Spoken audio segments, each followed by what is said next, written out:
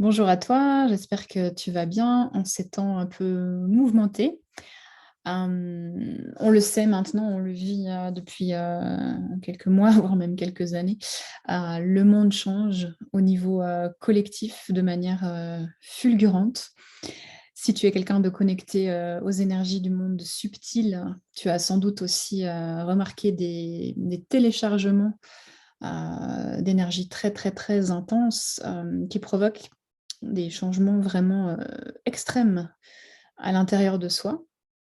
Et au niveau individuel, ce que personnellement je vis depuis quelques semaines et que j'ai pu aussi constater chez des amis et chez des personnes que j'accompagne, c'est une véritable crise d'identité, une crise existentielle avec un questionnement sur le sens de ce qu'on fait, des choses qui nous faisaient vibrer à 300% ne nous parlent absolument plus.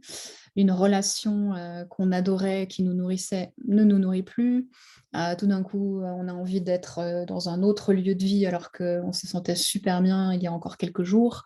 Ce sont vraiment des choses très, très, très perturbantes, surtout si, comme moi, tu es quelqu'un qui a déjà énormément travaillé sur toi et qui pense bien, bien se connaître. C'est à la fois très excitant et en même temps, ça peut faire peur de tout d'un coup, on ne se reconnaît plus, on ne sait plus ce qu'on n'aime plus. Ce n'est pas évident. Donc, je vais te donner un exemple. Depuis quelques semaines maintenant, quand je me connecte à mon âme me demande de tout arrêter, de tout mettre en pause pour aller marcher quelques semaines, quelques mois. Et même si l'idée d'un côté me ravit, bien sûr, la voix du mental intervient en me disant mais ça va pas à la tête maintenant que tu es finalement dans le bel équilibre que tu cherchais, le rêve que tu as réalisé, que tu as posé, que tu as tout ce qu'il faut pour que ça soit génial. Tu vas t'arrêter, tu vas laisser ton job, ton lieu de vie, tes amis, n'importe quoi. Donc voilà, on est en débat, je suis en débat avec ces voix intérieures.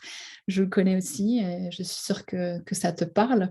Et je sais pertinemment que c'est la voix de l'âme que je suis censée écouter.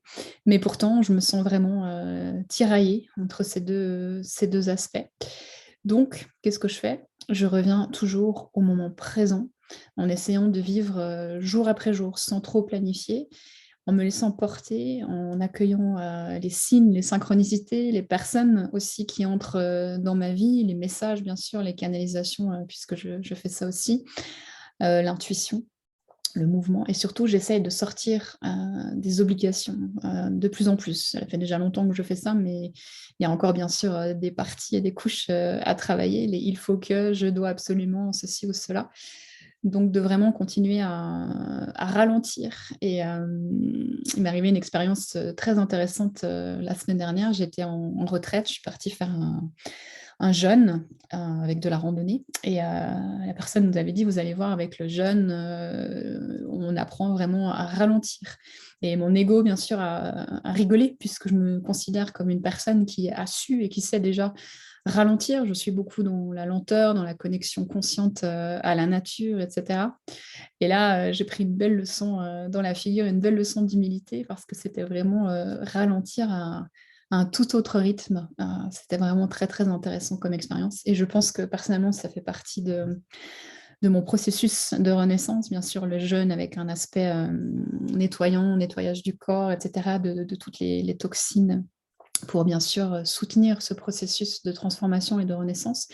Et ça, je le dirai jamais assez, mais quand on travaille sur soi, c'est important de travailler sur tous les aspects, donc d'honorer son mental autant que son intuition, d'honorer son corps et d'en prendre soin, que ce soit par le mouvement ou par l'alimentation, par le sommeil, parce que la phase de transition énergétique que nous vivons, c'est quelque chose qui n'est jamais arrivé avant sur Terre.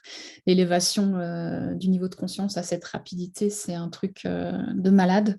Donc, notre corps a besoin de plus de soutien possible. Donc, pense aussi à vraiment t'accorder ces moments de connexion à ton corps, de l'honorer, de l'aimer, de lui parler avec douceur, de lui faire du bien.